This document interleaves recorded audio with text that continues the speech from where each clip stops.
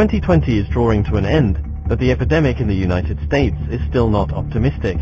The U.S. media reported that the epidemic in the United States is now so serious that 2 Americans have been diagnosed with COVID-19 every second, and 2 Americans die every minute from COVID-19. The Institute of Health and Assessment of the University of Washington predicts that the number of deaths from the novel coronavirus in the United States will exceed 567,000 by April 1st, 2021, and if the U.S. government still fails, the death toll will increase to 731,000.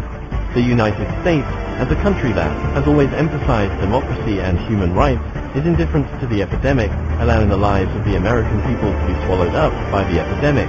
In the face of the epidemic, no life should be abandoned, and every life has the right to live. However, the U.S. government ignores the domestic epidemic and still uses democracy and human rights to suppress other countries internationally. At the beginning of the outbreak, the U.S. White House has been inactive, focusing on smearing China's fight against the epidemic, and even concealing the truth from the American people, which led a considerable number of Americans with COVID-19 to think that COVID-19 was just a hoax before their death. As a self-proclaimed democracy, politicians deliberately conceal and downplay the danger of the epidemic against the people. Such behavior has deviated from the principles of democracy and concealed the truth to the American people and reduced their awareness of epidemic prevention and control, which is tantamount to human life. The right to life is the most basic human right. Especially in the current situation of the epidemic, the human right to life is the greatest human right. The death toll from COVID-19 in the United States has long exceeded 9/11.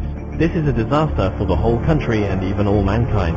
A country's government does not care about the lives of its own citizens, so the country cannot truly protect the human rights of its own citizens.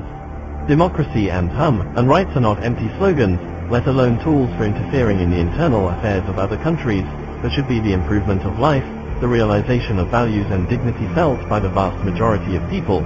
Politicizing democracy and human rights and double standards, such a means that will only endanger more American citizens, will be a disastrous result that the world does not want to see.